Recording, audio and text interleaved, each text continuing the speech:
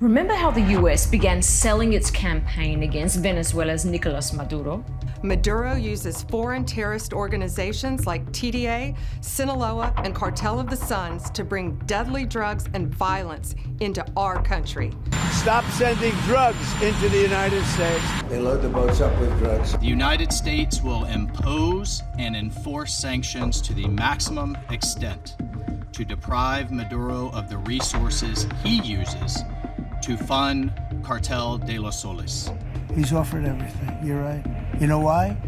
Because he doesn't want to around with the United States. That's what we've been hearing for months. Drugs, cartels, criminals. But Nicolas Maduro hadn't even made his first appearance in a US courtroom when the narrative changed. We're going to have the big oil companies go in, and they're going to fix the infrastructure, and they're going to invest money. They have the largest oil reserves on the planet.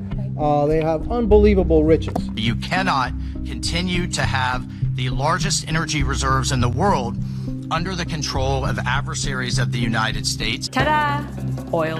And things are moving fast. Trump has plans to get US energy giants back into Venezuela to rebuild infrastructure and start pumping. There are reports Energy Secretary Chris Wright will also meet with executives from Exxon and ConocoPhillips about Venezuela's oil industry this week.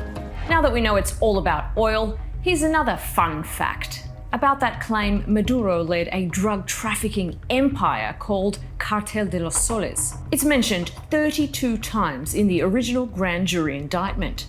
Last year, both the US Treasury and State Departments designated the supposed cartel a terrorist organization, accusing Maduro of being responsible for terrorist violence throughout the Americas and trafficking drugs into the US and Europe. But have you read the US Justice Department's new indictment of Maduro?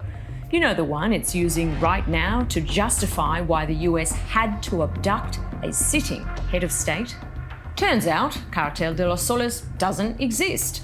Rather, it says it's exactly what countless people have been saying all along, that Cartel de los Soles is not a cartel, nor even an organization. It's a slang term used in Venezuela to describe officials, usually in the military, who people believe are corrupted by drug money. Oh, and one more thing. What about democracy? US officials have leaned into the argument that Maduro had to go because he stole an election and was undemocratic. But when asked if Venezuela should now hold elections like millions of Venezuelans are hoping, US officials have said, no, it's not the right time.